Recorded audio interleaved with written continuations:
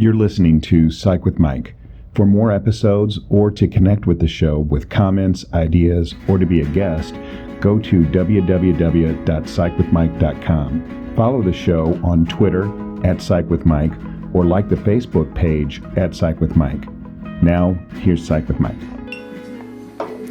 Welcome into the Psych with Mike Library. This is Dr. Michael Mahan, and I am here, as always, with my friend and colleague, Mr. Brett Newcomb. How are you today? I'm doing fantastic. Great. And we also have with us today a very special guest.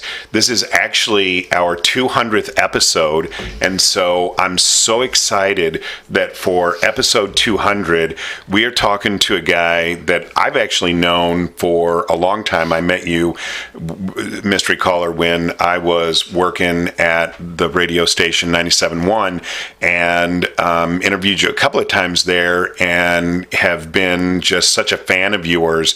But I am super, super excited to introduce former professional golfer, Mr. Mike Wellington. Mike, how are you doing? Gentlemen, thank you so much for having me. I'm doing great. Looking forward to chopping it up with you guys a little bit here. So the reason that a former professional golfer is on Psych with Mike is because you have some challenges, Michael, that you've had to deal with over the course of your career and really your entire life. So why don't you just give us a little bit of background about that, and then we'll talk more about what you're doing today. Of course. Yeah, I was diagnosed in January of 2001 with bipolar disorder. And at that time, I didn't really know much about bipolar disorder at all, and I had to kind of learn on the fly. So 21 years, I guess now it's been, that I've been kind of doing my own personal case study on bipolar disorder, and I've learned a lot of things, a lot of what not to do's over the years, and certainly learned finally some of the things that you need to do in order to have success against bipolar. And I think my background in competitive sports, played soccer, basketball, and golf in high school, then played golf in college, played golf professionally, caddied at the highest level and on the tours and things like that. I think the mentality that you learn playing sports and competing, that's the ideal mentality that you need to have when you're taking on something like bipolar disorder and a mental illness that is capable of really doing things to you that are really, they're not. Some of them aren't very fun, but at the same time, bipolar is certainly manageable. But it's taken me a lot of lessons to learn how to manage it properly. So back in 2001, when you were initially diagnosed, how old were you at that time? I was 23. 23. So were you on the professional tour then? No, so at that point I hadn't turned pro. When I first got diagnosed, I was still an amateur, and my plan was to turn pro, shortly thereafter. But I had kind of my first encounter with bipolar disorder in January and February of 2001, and I had to learn or kind of realize, okay, well, this bipolar thing has set me back a little bit. And I wasn't going to be able to turn pro as quickly as I would have liked. I ended up not turning pro until the fall of 2001. At least I entered the PGA Tour Q School at that point. I guess technically I didn't turn pro until 2003 when I made my first paycheck out in Arizona. But the plan had been to turn pro, at the end of 01 or sometime in 02. But really wasn't able to get there for a couple of years because bipolar, it set me back. I wasn't really taking my medication as consistently as I needed to, certainly for the first 5 years after my diagnosis. And but yeah, at the first part of 2001, I was definitely struggling with something that I wasn't even really aware that I had until the diagnosis, and then had a manic episode, wound up in a hospital in Sarasota, Florida, and so all these kind of things were certainly kind of shaking me to let me know, hey, there's something going on here that's a lot more important than golf. So when that happened, when you got diagnosed and you're 23 years old, and I'm assuming that at that point you didn't even know what bipolar was, did you believe that you were bipolar? Did it sink in? Did it make an impression on you? Or did you kind of just out of hand kind of say, no, that's not me. I'm just going to keep living my life? Great question. Yes, I did know that I had it. Okay. Now, I've done a lot of work in the mental health community. A lot of people will not admit that they have it. A lot of people have denial for having bipolar or many other mental illnesses. But my specific situation was that I was in Florida. My parents noticed that my behavior was becoming odd, becoming erratic, becoming grandiose with different thoughts. So they brought me to a doctor in in Naples, Florida. And when we went in to see the doctor, the doc gets me in the room one-on-one, and he says, Michael, I've been talking to your parents, and it sounds like, based on your behavior, that you may have bipolar disorder. And he put down in front of me a piece of paper, a 9.5 by 11 piece of paper, and it had all the traits of someone who lives with bipolar. And I had every single one on that list. It was like, going on odd spending sprees. I had been doing that very recently around that time. I had gone into, for example, a sports memorabilia shop, and I had purchased a bunch of framed pictures and, autographed memorabilia that, I was putting it in an apartment that I was only going to be living in for like 4 months. And, I certainly paid more than I should have for it. And I wasn't sleeping at that time, and they talked about insomnia being a side effect. And my speech was very, very accelerated and very jumbled at times. And I knew when I saw this piece of paper that the doctor laid out in front of me that, hey, I've got this one, I've got this one, I've got this one. So I guess I was a little bit lucky to understand that I knew I had bipolar. I never went into that denial stage. But like I said a minute ago, my biggest struggle in the first 5 years was taking the medication consistently every day. I would, at times I wouldn't take the full dosage. At times I would just flat out skip it. All basically because I had had a bunch of success as a college golfer. I was an All-American at Spring Hill College in Mobile, Alabama. And in my mind, I thought, well, I had all this success on the golf course in college and I didn't take medication. Why would I want to take medication now? Because I thought, well, it might mess up the touch of my short game, or it might mess up my putting, or maybe I'll hit the ball shorter, or maybe I'll react going down the stretch of a round in a poor way. I just didn't know, so I wasn't really committed to taking the meds right away. Did the medicine make you feel bad at all? Do you remember any reactions to, I don't want to take that because it makes me not hungry, or I don't want to take that because it makes me jittery? Or No, I mean, good question. I really never felt anything bad. At that time, I was prescribed lithium, which I actually still take today. I've tested a bunch of different ones, but at that time it was lithium. And to be honest, I didn't take it consistently enough to really find out what the side effects would be. Yeah, I was just asking because a number of people who challenge the need to take the medicine will defend that challenge by saying, well, it makes me feel this, or makes me jittery, or makes me go to the bathroom all the time, and so I can't. Yeah, I mean, I would tell those people to take a 3-week experimentational period with each of those types of drugs. And you keep trying one until you find one you like. And, you may think the one you take the first experimental week is bad, but then you may take a couple others and they're even worse. So maybe the one you took in the first week is the one you need to use. But I think that's really an important point. People that are looking for the right medication, you've got to give it at least 2.5 to 3 weeks, in my opinion, to find out how you feel, if there are side effects. Because, everybody's different. You never know, what side effects are going to hit someone's body precisely. Or, a lot of times people will tell me that, because I do a lot of bipolar coaching with individuals, and a lot of people will tell me, well, I read on the internet that this is going to do this to me. I'm like, well, you don't really know that it's going to do that to you. You just know because it's on the internet. It's not necessarily consistent to every human being. I mean, you've got to be willing to try different medications to get to the point where you find the right one. Well, and most people don't come to a bipolar designation first. They're often diagnosed with other labels and medicated for other conditions before they get enough history and enough data to say what you're really dealing with here is being bipolar, especially with depression or with manic or hypermanic episodes. So it seems that your experience was right on at the beginning, wham, just knocked you in the face with it. Yeah, I guess I was kind of lucky in that regard because I was diagnosed correctly right away. Yeah, and accepted it. You could see it. Yeah, I mean, I could have accepted it certainly a little better, but I also, but I've worked with people in my coaching, my bipolar coaching, that had been misdiagnosed as ADD or ADHD. And then once they figured that out, then they were able to get on the bipolar meds, which were more helpful for them.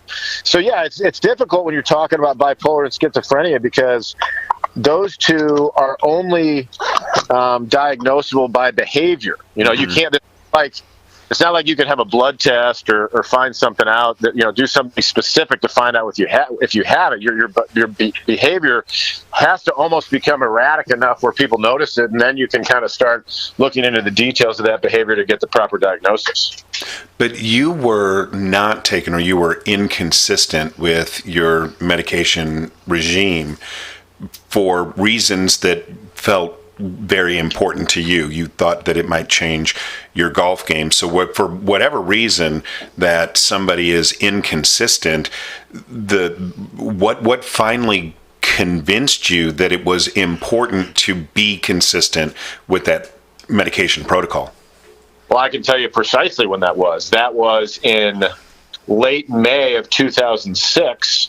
When I was at Barnes Hospital in the middle of a 33-day stay, and on back-to-back days, I had four different friends of mine in two different groups come and visit me in the hospital. The first group sat me down in the I don't know, not a waiting room, but like just in a room we were in, and said, "Michael, we love you, we want you in our lives, but if you don't take your medication, you cannot be in our lives." And I said, okay. And then the next day, four different friends of mine came and saw me, and they had the exact same message. "We love you. We want you in our lives. But if you don't take your medication, we don't want to be around you." And so was this an orchestrated intervention? All these groups got together and chose to present it this way to try to make an impact on you? I believe so, yeah. I think, these are guys that I grew up in the same neighborhood with, guys that I played sports with in high school, guys that I was roommates with at certain points in my life. They all got together and they came in two different groups, and they knew, because they knew me so well at that particular time, I was having real struggles with my parents and my family. And I think we see this a lot with bipolar and other mental illnesses, is for some reason, sometimes the family can't get through to the person who's struggling, and my friend group knew they could get through to me, or at least they wanted to try. And ever since that day that they came in to see me, my approach changed 100%. I mean, certainly I was still in the hospital there for maybe a couple more weeks after those guys came and saw me. But as soon as I got out of the hospital, I guess that was probably middle of June 2006 up until now, I've been extremely consistent with my medication. That's really an awesome story, and an awesome story about friendship. Yeah, I'm blessed to have these guys, and they still, God love them. I mean, not only do they come in and tell me to take my medication, but some of them, one of them had to tackle me one time just to get me into a hospital situation. Other ones have, had to give me kind of a tongue lashing at times. And yeah, I mean, I'm blessed. I wouldn't be where I am now without the friends that I have around me, just kind of keeping an eye on me, for sure. So we need to go to our break, and when we come back, Michael, I got a question for you, okay? You bet. Hey, Brett. Yes. What's your favorite thing about Psych with Mike? The opportunity to engage in mental gymnastics with you. Wow, that is really powerful. So, it's fun. Do you think that that's beneficial for other people? I have no clue. I would hope so, but I have no clue. So people should write us and let us know. Yeah, that'd be nice. That would be great. Especially if they agree with me. As always, if it's Friday, it's Psych with Mike. Okay, we're back. And the question is more of a request. I am very aware that you have a story about Tiger Woods that I would love for you to share with us if you would feel comfortable doing that.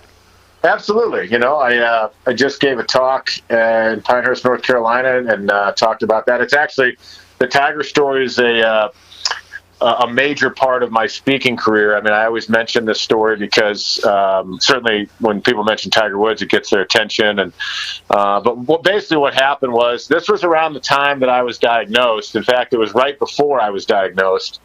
Obviously, when you hear it, you'll understand why I was diagnosed so quickly thereafter. But I'd say probably mid-January of 2001, I had moved to Fort Myers, Florida, Naples, Florida area to start my golf career. And, I'm literally 2 or 3 weeks out of college. And my mania was so intense. I mean, I wasn't sleeping. I had this paranoia feelings that people were looking at me through the windows in my apartment. I was moving very, very quickly, and I got it in my mind that, I'm not afraid to say it, I'm a hyper competitive person. I mean, playing sports in high school, playing college golf, and some of my friends are very hyper competitive. I mean, one of my best friends in the world is the head baseball coach at University of Tennessee. His name is Tony Vitello, and he's a hyper competitive guy. And so my competitive juices have always been flowing. And at this particular time in 2001 in Florida in January, I got it in my mind, my manic mind. My mind was clearly exploding with mania that I was going to drive from Fort Myers, Florida, across the state of Florida, over to Orlando. I was going to knock on Tiger Woods' front door, and I was going to challenge him to play a golf match, because I knew he was clearly the best player in the world. At that particular time, he had just won 3 major championships in a row. He was about to win his 4th one, which would have been the Masters in 2001. And he was definitely the best player. And I wanted to find out how my game stacked up to his. Now, when you're manic, you don't really think things through. You don't think things through clearly. What the proper way to do that would have been to go to the tour qualifying and work your way up the ladder, and then take Tiger on in a regular tournament. But my mind was such that, I wanted to find out that day in January, how good I was, or how could my game stack up against his. And frankly, to be honest, sometimes I'd take question and answers in my speeches, and somebody said, well, what was the obsession with Tiger Woods? And it really wasn't about Tiger Woods. It was because he, at that particular time, was the best player. In other words, if Ernie Els was the best player, he lived in Orlando at that time, I would have driven to his house. I would have tried to driven to his house. If Vijay Singh was the best player in the world, I would have driven to Jacksonville. So it was just about whoever the best player in the world was, because that was my thinking when I was, young, in my early 20s. I want to play golf, and I want to be the best player in the world. That's the ego, part of it. But to be honest with you, to have success, I mean, there's not a PGA Tour player in the world who doesn't want to take on Tiger. So I mean, the thought process on one hand was kind of okay, but then on the other hand, it was like, well, you can't be driving to somebody's house and try to play golf with somebody. Now, the funny part is, I had met Tiger before this happened. I met him the summer before out in Colorado, because I'm sorry, I met him 2 summers before that. My bad. And I met him at a charity golf event, because I had a summer job in Aspen, Colorado, at a golf course called Maroon Creek, and Tiger had been there to play in a charity event. And my good friend, a guy named PJ McDaniel, who's a St. Louis, and PJ had caddied for Tiger that day. And then after the round was over, PJ introduced me to him, and we talked briefly. We got a picture, and I kind of wished him well on good luck in the Ryder Cup that was coming up. And so there was, when I was doing this manic drive across the state of Florida, I think part of me was like, well, he'll remember me from Aspen, but the fact is he wouldn't have remembered me. And I wanted to play, so I drove all the way up to Orlando. I got to his it's kind of a famous, everybody knows he lives in Windermere. He lived at that time in Windermere, and I went to the guard gate, and of course they didn't let me in. I tried to see if I could go in, and they wouldn't let me. So then I I leave the guard gate, and now I've got another 3.5-hour drive back to Fort Myers, and I pulled over right next door to Disney World or Disneyland, whichever one it is down there. Yeah. And I had a crying jig. Now I wasn't sad because I wasn't able to meet with Tiger. I mean, my mind was going so fast I wasn't sad at all, but like I just burst into tears. And then it's so funny because about 10 days later, that's when my parents came down and I had the diagnosis from the doctor. And on that list of the piece of paper I mentioned to you guys, one of the things on there was crying jigs. Yeah. So then, I mean, obviously at the time when it happened, I didn't know what was going on with me. But then when the doctor put that piece of paper in front of me, that was just another sign. It's like, okay, well, I definitely have this. There's no doubting it. I mean, I'm an educated person, went to a good high school, went to a good college, and I knew that this is what I was going to have. Now, I didn't know what was ahead of me and how intense it would be and all the things that went along with it. But, I kind of had to learn on the fly. Mm-hmm. So one of the things that I've always heard from people with bipolar disorder is that a big reason why they find it hard to be compliant with their medication protocol is because mania just feels so good. That's exactly right. Is that what you felt? That's what you experienced? Yeah. That is 100% right, 100,000% right. So yeah, so it's very interesting because certainly before you get to mania, there's a hypomania section, right? And that feels really good too. You feel like you can accomplish a lot. You don't need a lot of sleep. All your ideas are brilliant. Your ego is getting ready to go on the loose. And then when you tip over the hypomania end zone line into the full-blown mania, then all bets are off because your brain is going at a rate that's just inconceivable, and you think that you feel your body feels good. I used to play really good golf when I was manic. Like I could my body could do things that maybe I couldn't do if I wasn't manic, and it feels, it's an invincibility feeling. You feel like you're untouchable, and all your ideas are golden, and you're the smartest person in the room, and nobody else knows what the hell they're talking about. You're the you just are the aficionado on everything, and the feeling you get that's why it's so dangerous, because that's why people don't want to get back to kind of the middle ground, come back down from the hypomania, stay above depression, but stay in the middle ground, because the mania, it really feels good, Mike. That's a great point. So Michael, before we put you on the air, you were telling us a story about some work that you're doing with veterans. And I'd like for you to have an opportunity to talk about that while you're on the air as well, if you're at a place where we can change focus for a minute. Absolutely. No, always love to talk about my veterans. They're the best.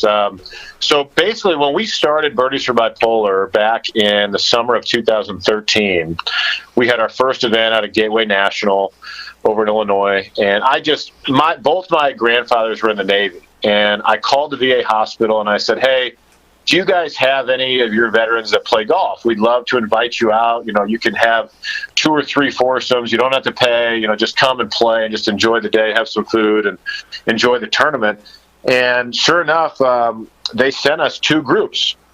And they had the director of recreational therapy at the VA hospital at the time was a gentleman who's now become a very close friend of mine named Herman Lugie. Herman he held that position of recreational therapy director for 36 years at the VA hospital. I mean, this guy is a living, walking saint. He's unbelievable, and I'm very proud to know him. And he didn't even play himself. He just brought out 8 guys, and they all played. I mean, one of the gentlemen, a friend of mine, Gary York. Gary does not have either one of his legs. He's a double amputee, but he still has a custom-made golf cart where he could play. Awesome. And, there's a couple other guys that were amputees that were there. And so I just got to know them, that day. And Herman said something to me at the end of the day. He said, Mike, we're going to play golf on Thursdays at Arlington Greens, would you like to join us? And I said, yes, absolutely. I'd love to come over and play with you guys and maybe give some lessons to some of the guys and just play golf. And so, for the first couple of years in the summer times and in the early fall, I'd go over there and, we had two threesomes, or we'd have two foursomes, and never more than 10 or 12 guys. Sometimes just 6 guys, sometimes just 9 guys, whatever. Well, I'm proud to tell you that now we have a full-blown league. It's called the Arlington Greens Veterans Golf Association, because we have the league at Arlington Greens Golf Course in Granite City, and it's every Thursday. And for the last 2 summers, we have averaged 80 golfers every Thursday. Wow. Awesome. And it really took on a life of its own, mostly because of 2 people. Number one being Herman Lugie, who he retired from the VA hospital, but he became the commissioner of our league. So he resides over the league. And this league, not only do we have that amount of players, but we have a little bit of small gambling, like a $5 gambling thing each week. They have a point system. At the end of the year, they have a champions breakfast. They've got a couple of team events in there. Like it's really well organized, and it's very popular amongst the veterans. And the other guy that this league would not be possible without is Mark Marcuso. Mark is the head golf professional at Arlington Greens, and he welcomed these guys with open arms from the very beginning. And as we grew, he continued to say, keep coming out. And without those 2 guys, that league would not be what it is today. But one of the things we're doing, and we literally just started this initiative this week, is we are going to fundraise, and we're going to create an indoor golf simulator space for these veterans that they will be able to use during the winter months. Because, as you gentlemen probably know, there's a horrible number out there right now. That number is 22. 22 veterans are taking their own lives every day in this country. Yeah. And I believe, from my own experience, that the winter months exacerbate that seasonal depression. Yes. And we've had all this positive momentum with our league. And certainly this last fall, we had, all these guys coming every week. And I thought to myself, man, this is unfortunate that we have to now stop from basically November 1st until, the beginning of May, because, the weather just won't be conducive. So I thought to myself, and Herman and I had a discussion, what can we do to help these guys in the wintertime? And we came up with the idea to build this space. And, we're going to go full bore with it. And the goal is to have it finished by Halloween. Wow. And we've got a simulator company on board. We've got the Home Loan Expert, which is a mortgage company here in St. Louis, that's behind us. We've got the Morning After, which is Tim McKernan's radio show, that's behind us. We've got some other, individual donors that are going to be helpful. And, I think this is going to be something that's going to be able to help these guys in the wintertime, because when they didn't have anywhere to go in the winter, it's cold, nobody's getting together. They need that social interaction with each other to fight off that seasonal depression. We think that this building we're going to create will do that for them.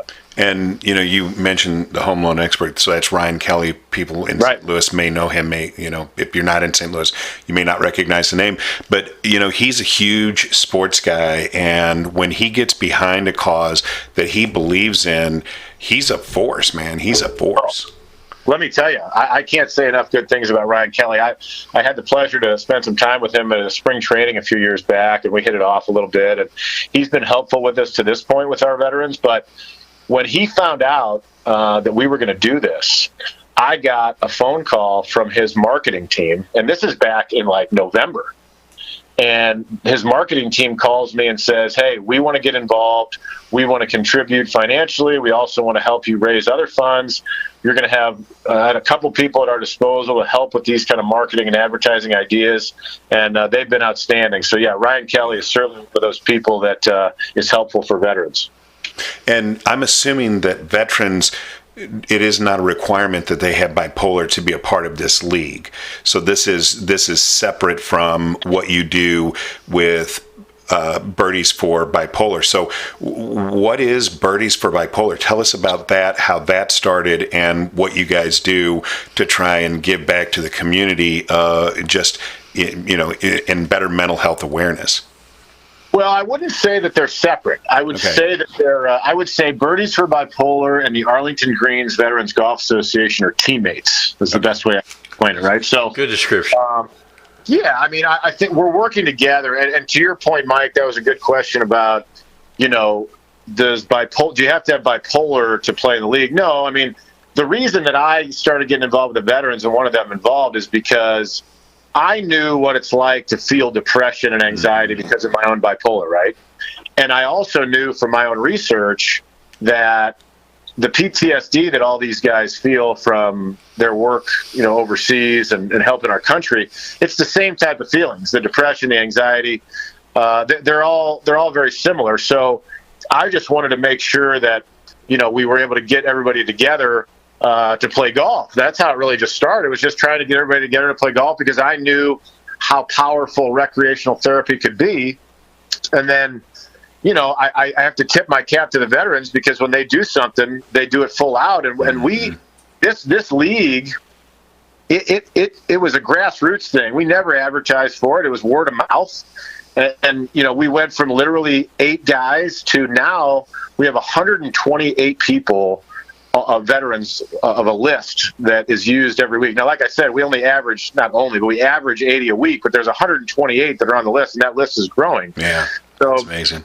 Birdies for Bipolar is there to be a support for these veterans. And some of the things that Birdies for Bipolar has done and continues to do, we've certainly done a lot of golf events. We've done stand-up comedy events. We've done trivia nights, basically just to raise funds and create awareness. And we would always try to funnel our funds into areas that we thought were going to have a direct impact on groups of people.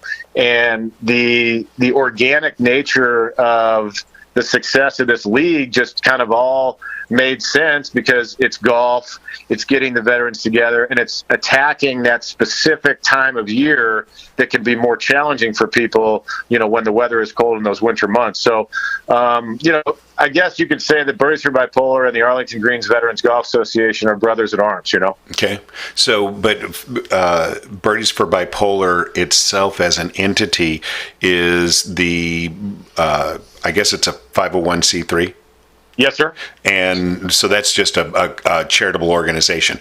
Yep. And you started that to really promote the message of mental health and mental health awareness to the larger community. So what are you guys doing with that? And if people, obviously they can go to birdiesforbipolar.com, but how can people get more information about that and get connected to that if they would like to? Yeah, certainly our website is a place they can go. That's birdiesforbipolar.org. That's birdies and then the number 4, bipolar.org.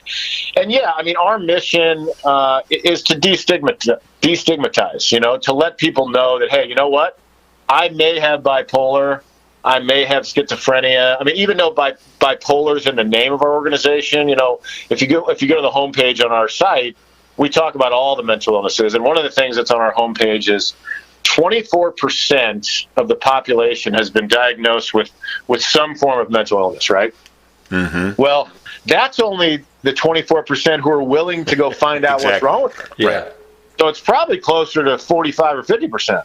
Yeah. And anybody who's done therapy for any amount of time will tell you that probably 100% of the population has either been depressed enough or anxious enough to be diagnosed as having a disorder. So I would actually argue it's just actually a part of the human condition. And you're so right. We need to destigmatize that so that when people go through something that is a notch above what we would just consider normal everyday slings and arrows of living life, that they feel comfortable being able to access the resources that are there, because right now the stigma causes a lot of people to be reluctant to do that. Yeah, you're exactly right. And we wanted to create the message that, let's find out what's wrong and let's fix it. Let's not just ignore it and hope it goes away. We want to address it. We want to address it head on. And, it's funny because I always say this to people, my book came out in late 2015. And I would always tell people, I couldn't do a book like that in 1985 or even in but I think the conversation, and it's all over these days. It's all over the television. You look at the ads, they're talking about mental illness on commercials. the conversation is much louder now, which is great, because that's the way it needs to be. The reason people would struggle before is because they would sweep it under the rug and they would have shame about it and they wouldn't want to address it and talk about it. And, I got to give my parents a lot of credit. They said when I was diagnosed that we're going to talk about this. We're not going to, turn our back on it. We're not going to, ignore it. We're going to address it. And I think that's the best way to make steps forward is to address it. Well, Michael, I just have to say from the depths of my heart, thank you so much for giving us the time. We could talk to you for days, if not weeks.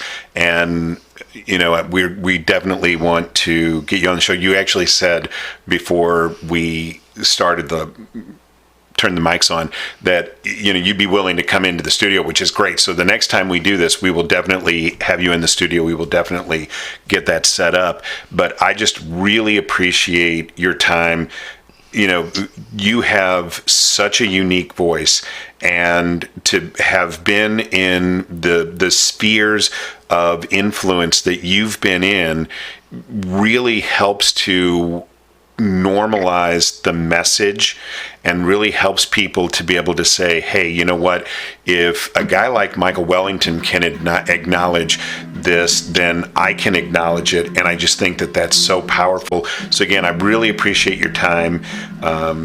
And the best way then for people to get more information is to go to birdiesforbipolar.org. We will put that on the show notes. Again, Michael, thank you so much for the time today. As always, the music that appears in Psych with Mike is written and performed by Mr. Benjamin DeClue. And if it's Friday, it's Psych with Mike.